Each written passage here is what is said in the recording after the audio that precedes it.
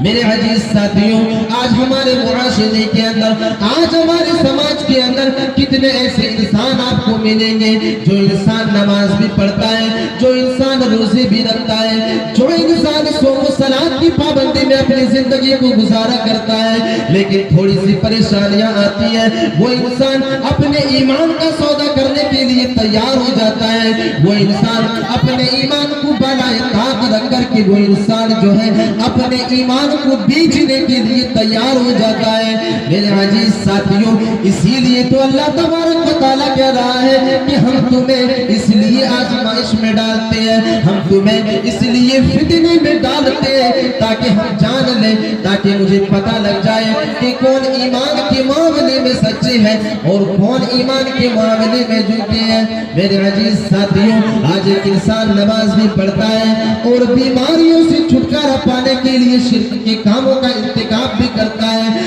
آج ایک انسان روزہ بھی رکھتا ہے اور روزے کی حالت میں ایک انسان شرک جیسے کاموں کا ارتکاب بھی کر لیتا ہے۔ میرے عزیز ساتھیوں، میں اس لیے آزمائش میں ڈالتے ہیں، اس لیے ہم تمہیں فتنے میں ڈالتے ہیں تاکہ ہم جانچیں اور پرکھیں کہ تمہارا ایمان سچ ہے یا جھوٹ ہے۔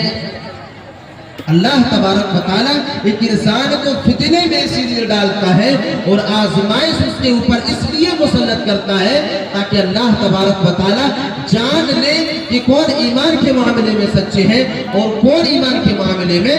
جھوٹے ہیں۔ تو فتنے جب ایک انسان کے اوپر آئے تو ایک انسان کو ثابت قدم رہنا چاہیے، اور فتنے کے دور میں بھی، آزمائش کے دور میں بھی ایک انسان کو نیک عمل کرنی چاہیے۔ اللہ کے نبی صلی اللہ علیہ وسلم اسی چیز کے بارے میں ایک حدیث کے اندر اشارہ کر رہے ہیں۔ اللہ کے نبی صلی اللہ علیہ وسلم فرماتے ہیں بادروا فی الاعمال فتنا۔ اللہ کے نبی صلی اللہ علیہ وسلم فرماتے ہیں کہ اے میرے صحابیوں کی جماعت، اے لوگوں، تم نیک عمل کرنے میں جلدی کرو، تم نیکی کے کاموں کو کرنے میں جلدی کیا کرو۔ بادروا فی الاعمال فتنا، یہاں تک کہ تمہارے معاشرے کے اندر فتنہ ظاہر ہو جائے۔ اے لوگوں، تم نیک عمل کرنے میں جلدی کیا کرو، تم نیکی کرنے کے لیے جلدی کیا کرو، تم نیکی کے معاملے میں آگے رہا کرو، کہیں ایسا نہ ہو کہ تمہاری معاشرے کے اندر فتنے کا بول بالا ہو جائے،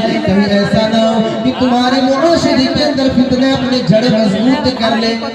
پھر آگے اللہ کے نبی صلی اللہ علیہ وسلم فرماتے ہیں قطع اللیل المظلم۔ اللہ کے نبی صلی اللہ علیہ وسلم فرماتے ہیں کیونکہ جب تمہارے معاشرے کے اندر فتنے اپنی جڑیں مضبوط کر لے گا، جب تمہارے معاشرے کے اندر فتنہ ظاہر ہو جائے گا، اس وقت تم نیک عمل نہیں کر سکتے ہو، اس وقت تمہیں نیکی کرنے میں دشواری ہوگی، اس وقت تمہیں نیک عمل کرنے میں پریشانی ہوگی۔ قطع اللیل المظلم، اور فتنے اس طرح تمہارے معاشرے کے اندر ظاہر ہوں گے، اس طرح فتنے اپنی جڑیں تمہارے معاشرے کے اندر مضبوط کر لے گا۔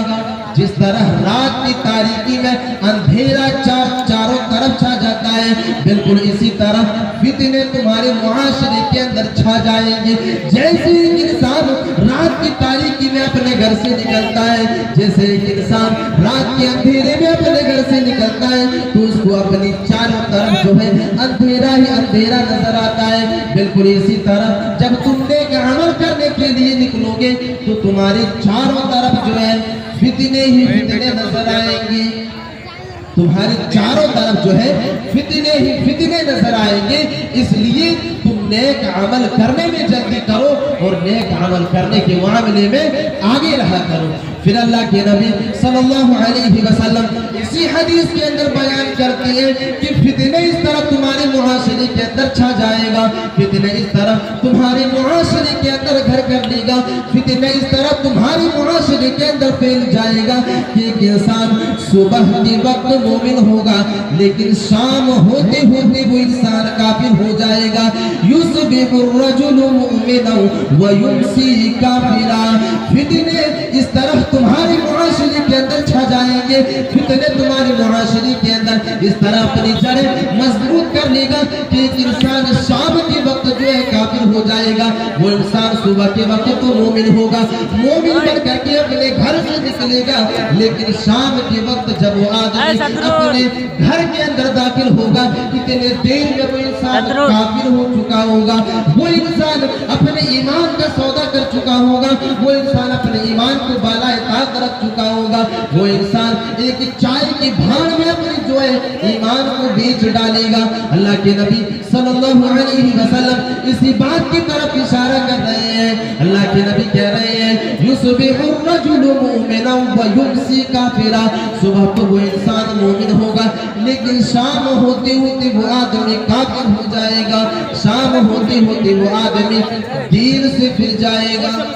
मेरे अजीज साथियों, इसी हदीस के अंदर आगे अल्लाह के नबी सल्लल्लाहु अलैहि वसल्लम फरमाते हैं वयुमसी मुमिनन व युस्बिहु काफिरा, जिस तरह सुबह के वक्त एक इंसान मोमिन होगा और शाम के वक्त काफिर हो जाएगा, इसी तरह कुछ लोग भी होंगे जो शाम के वक्त मोमिन होगा, जो रात के वक्त वो इंसान मोमिन होगा, लेकिन सुबह होते होते वो आदमी काफिर हो जाएगा। वो आदमी 12 घंटे भी अपने ईमान की हिफाजत नहीं कर सकेगा। वो इंसान उसे दुनिया के अंदर ऐसे फितनों से सामना पड़ जाएगा, ऐसी चीजें उसके सामने आ जाएगी कि वो इंसान उन चीजों से बच नहीं पाएगा, उन फितनों से बच नहीं पाएगा, और वो इंसान अपने ईमान का सौदा कर लेगा, और वो इंसान जो मोमिन होगा वो आदमी सुबह तक काफिर हो जाएगा,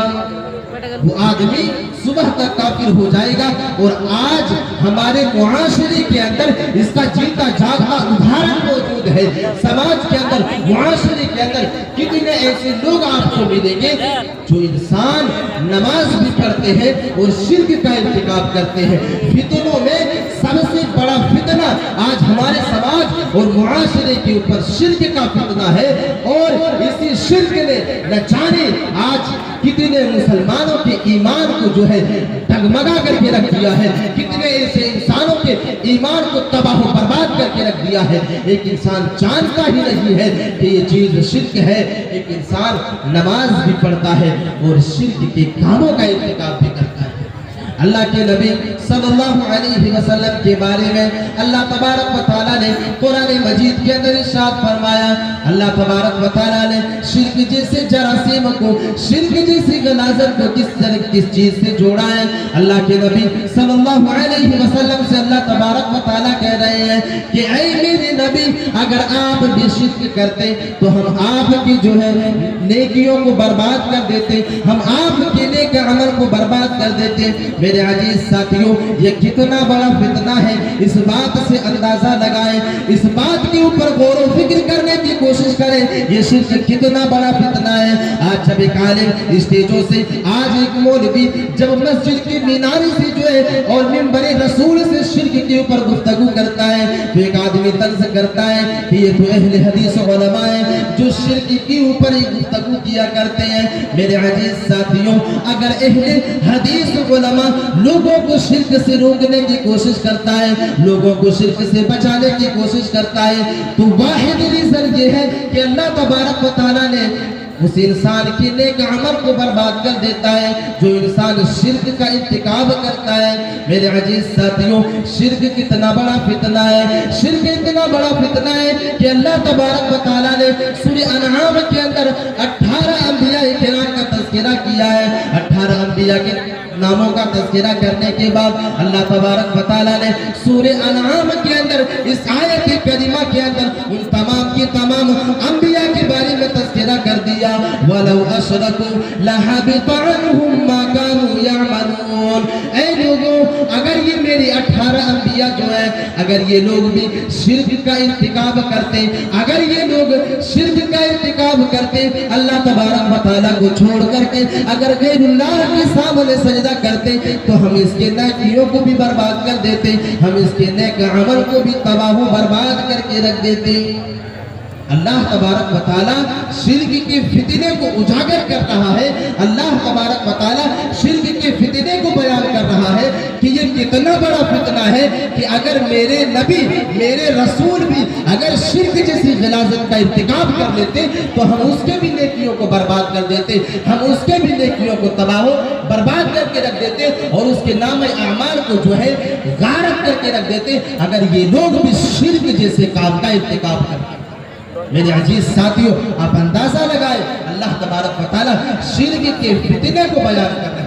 پھر اللہ کے نبی صلی اللہ علیہ وسلم مرض الموت میں مبتلا ہے، آخری وقت ہے، اللہ کے نبی صلی اللہ علیہ وسلم اس دنیا کو چھوڑ کر کے جا رہے ہیں۔ حضرت عائشہ صدیقہ رضی اللہ تعالی عنہ بیان کرتی ہے کہ اللہ کے نبی صلی اللہ علیہ وسلم مرض الموت میں مبتلا ہے، پریشانی کی حالت میں موجود ہے۔ ایسے حالت میں اللہ کے نبی صلی اللہ علیہ وسلم اپنی زبان سے یہ الفاظ ادا کر رہے ہیں، لعنت اللہ علی الیہودی والنصارى، اللہ کے نبی صلی اللہ علیہ وسلم یہودیوں کے اوپر اور نصارہ کے اوپر لعنت کر رہے ہیں۔ اللہ کے نبی صلی اللہ علیہ وسلم یہودیوں اور نصارہ کے اوپر بد دعا کر رہے ہیں۔ کیوں کر رہے ہیں؟ اللہ کے نبی صلی اللہ علیہ وسلم بیان کرتے ہیں اتخذوا قبور انبیائہم مساجد، کیونکہ یہ ان لوگوں نے اپنے نبیوں کی قبروں کو سجدہ کرنے کی جگہ بنا لیا، ان لوگوں نے